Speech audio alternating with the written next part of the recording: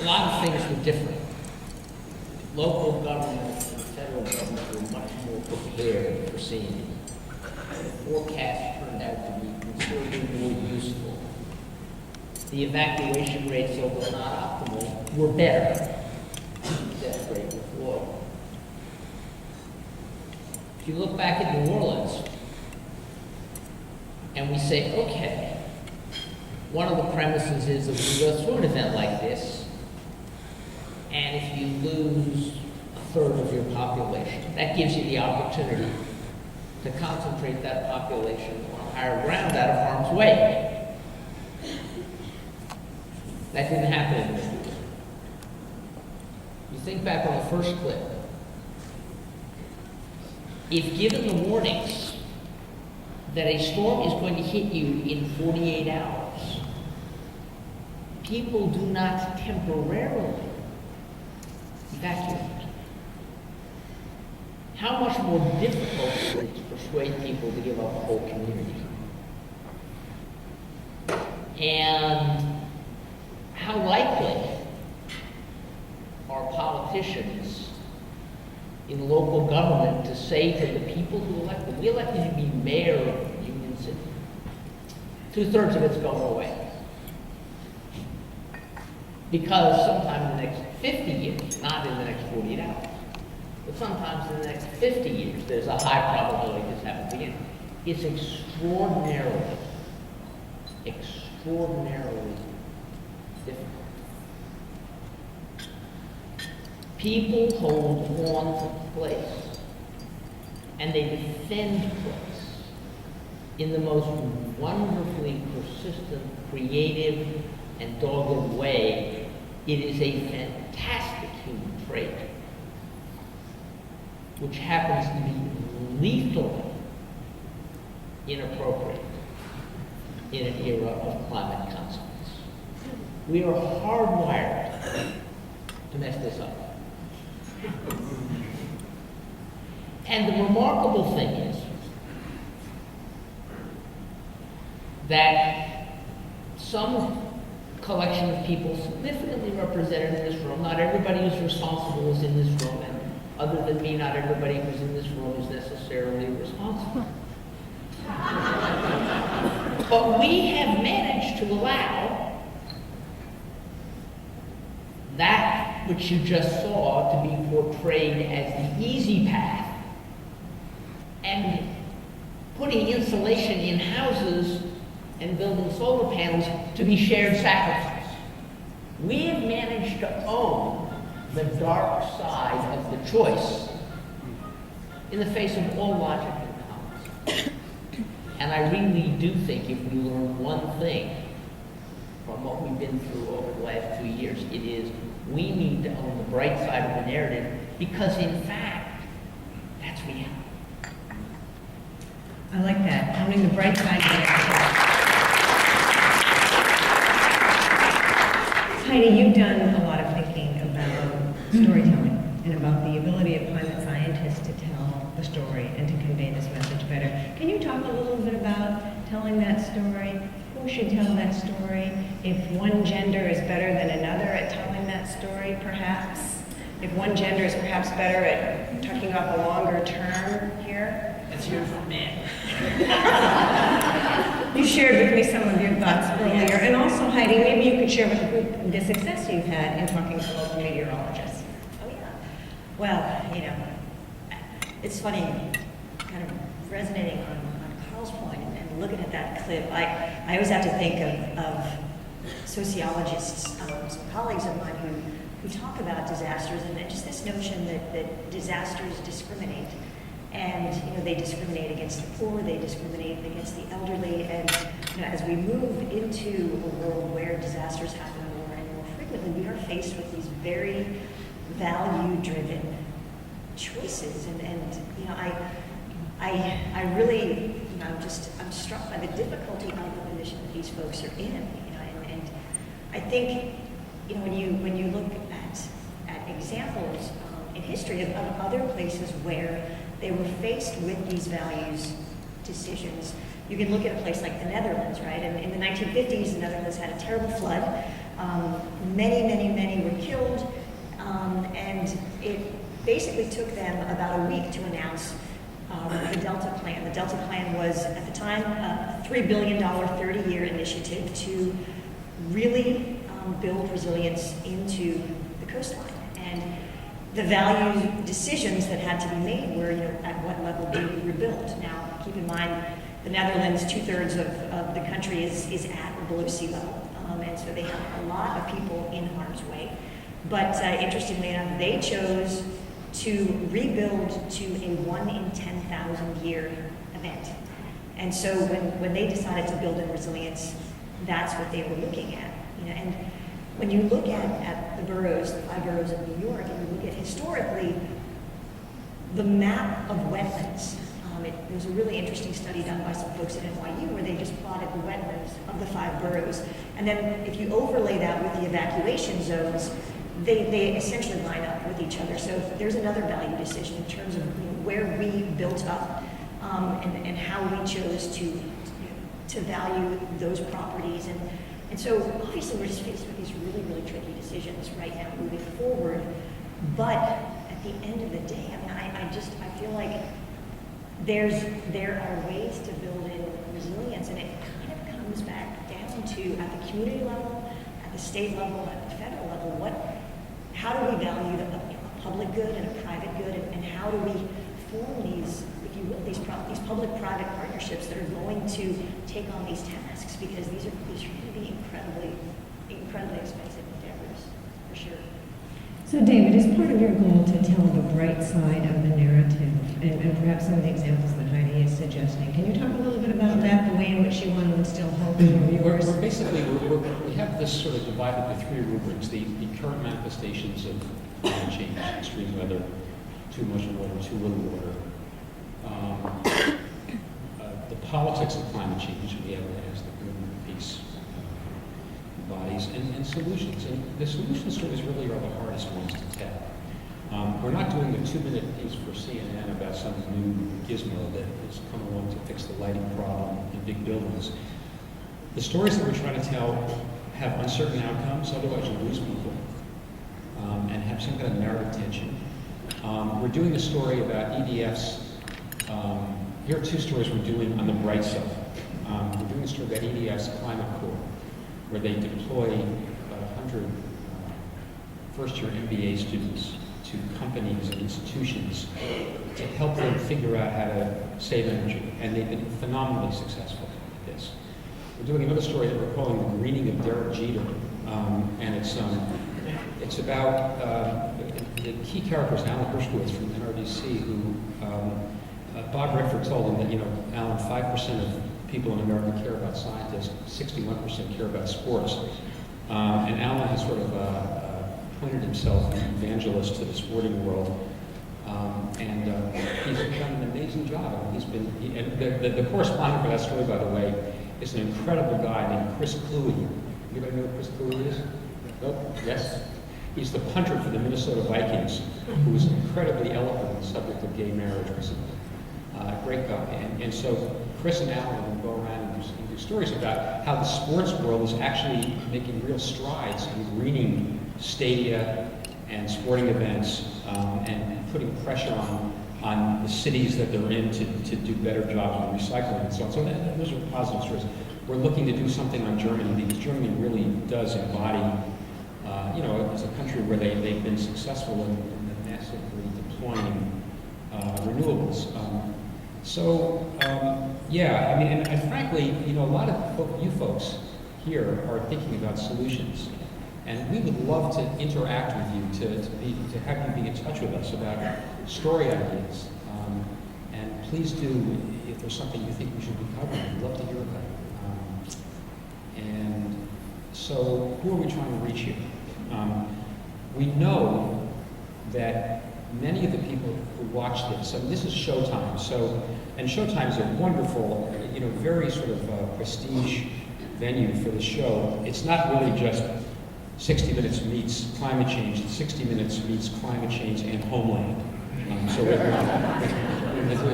trying to do this very cinematically and with maybe some cliffhangers and so on. And we know that many people watch are people who are already kind of in the, you know, in the tent. And that's okay with us, that's fine with us, because one thing we hope to do is to raise their level of engagement. I mean, the idea ultimately, this is a mission-driven project. None of us expect to get rich on it. We're trying to put climate change back on the national agenda where it surely is not at the moment. And to, if that means taking people whose commitment is at a level of 5, and what we do is raise it to a level of 8, then that's great. But in addition to that, we really do want to reach beyond the outdoor audience. And we're trying very hard to, which is why we're looking for the Jimmy Johnsons and the Faith Hills and other people who are not obviously in the already enlisted in the climate struggle. So a combination of those two efforts. But in the end, through our website and through we're going to let people know what's going on. But I'll just tell one more story about what we're thinking about strategically, because it made a big impact on me. When I used to be Peter Jennings, executive producer at ABC for Specials. And Peter and I did a piece about the anti-smoking movement in California back in the 1970s. It started a bunch of crazy zealots at UCSF Medical School. And they had a proposition that had the radical revolutionary idea that every restaurant should have a no smoking room. And they were winning according to the polls until the last week before the election, when the tobacco people dumped a lot of money in and the tobacco people won. And what the zealots from UCSF did was they went back they got together and they did this incredible thing. They went to every major city council and town council in California, and they put the issue locally. So it became a big story in the Chico Gazette and the Bakersfield News.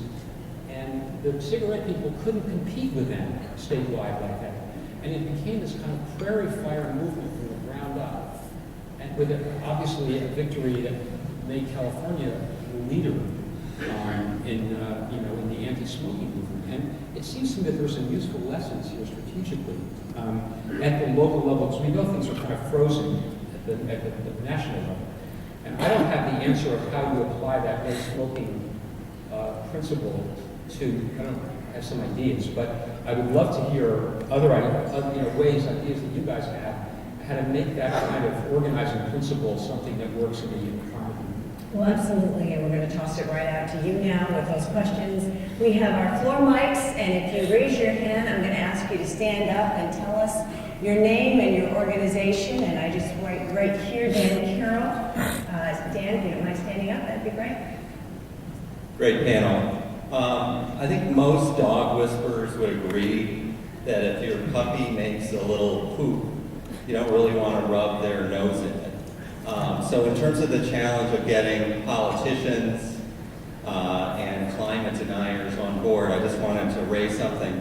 Does it make sense perhaps to give up the question, the exchange with, all due respect to climate scientists, Representative Inglis, Al Gore, maybe it doesn't matter whether it's man-made or not. Investors don't really care if it's man-made or not, and in particular for Heidi, if the focus of a lot of climate science was actually how we build on the local mitigation, adaptation designs to do better maps, better insurance, is that a place where you guys can run really hard? Because I do think the local and state angle is key. I think it's a really interesting question. I'm curious to hear Carl as well. I guess, obviously as a scientist, I do take the position that there's a couple of key things that is really important for folks to understand.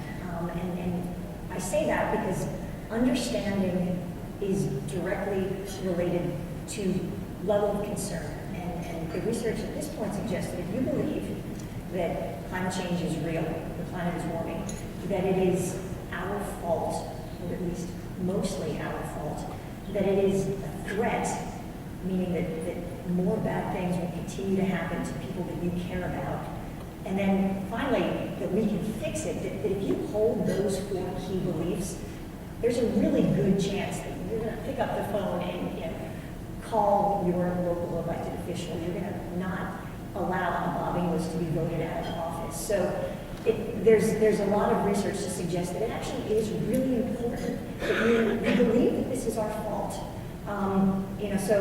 So there's a part of me that says we need to fight for that, and we need to hold on to that, but at the same time, as a pragmatist, I understand that in some communities, you really can just move beyond it and get straight to the solutions part of it. And I'll say that the work that we've been doing at the local level, because I really do feel that right now this is something that in South Bend or in Peoria, this is not an issue that you run into in any real way on any given day. We experience the weather personally, and that's sort of the first gateway to which we begin to think about this bigger picture of climate. But we need to see this story told at the local level on all of these different levels, both from the impact side to the solution. So with the stuff that we've been doing with our local TV meteorologists, it's really been to help them explain to their audiences that it's real, it's our fault, and it's a threat. And that's sort of the area of focus that we work on with them. Well, I would go at a slightly different angle, which is one of the interesting things about the polls that if you take an action that you would like to see the government take that would help with climate change, whether that action is a renewable portfolio standard or more fuel economy standards for cars or low carbon fuels to replace cars or more efficient houses. In every poll that has ever been taken, you ask people how many of you are worried about climate, you get a number of areas. And then you say how many of you want to adopt this climate solution. The number is always X plus Y. And Y is usually pretty big. Usually about 15% of the public that doesn't believe in climate wants to solve it. And at least in Greenberg, the pollster argues that the reason is people have a lot of reasons not to like fossil fuels. A lot of reasons. And so it doesn't matter so much which one of those reasons you tap into to motivate them to want something better. The key thing is we need to be selling something, offering something better.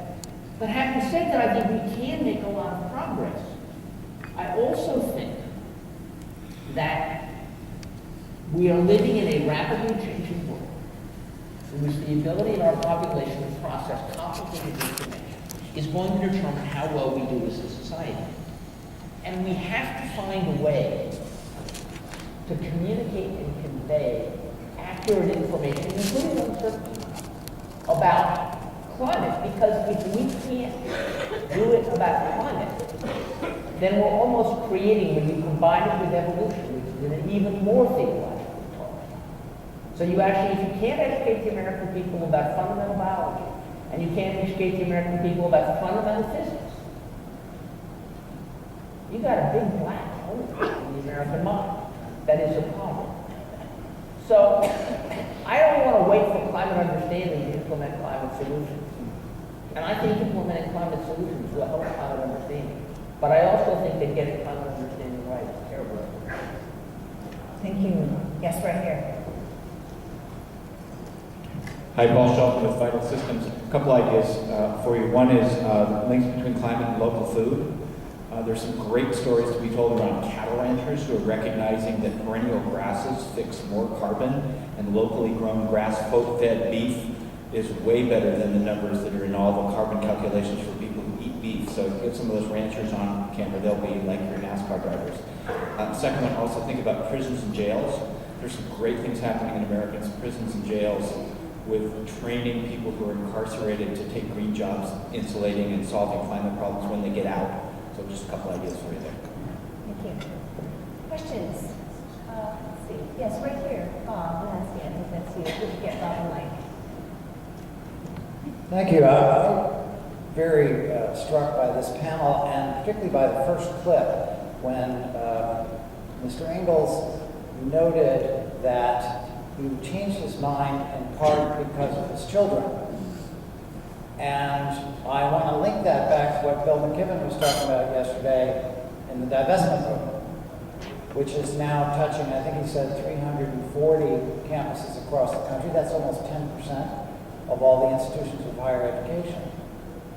I happen to know a bit about what happened in advance of the RISD sit-in, and what's really interesting is that the woman who led that sit-in went to RISD to to study interior design. And in the course of the education process and learning about climate and listening to Bill and so forth, she has made multiple presentations now to the board of directors, and she has stepped into a position of leadership beyond any that she could have imagined even a year ago. So my name is Emma Beatty, by the way. So I'm just wondering whether, in addition to all the things that we're talking about, as you prepare the story and so forth, and looking back at issues like South Africa, which I did some research on, whether this isn't part of the mix of intensifying the debate and permeating the debate out to institutions and people who might otherwise think, oh, somebody else is going to take care of this. Thank you. Here, here. Yes. Hi, Ms. Muller. Building a little bit off of that is one of the reasons we know many people stop smoking is they can't explain it to their children. So I wonder if your social media includes games and really targeting children because you get two generations that way. Good idea. Okay. Leopold, right here in the middle.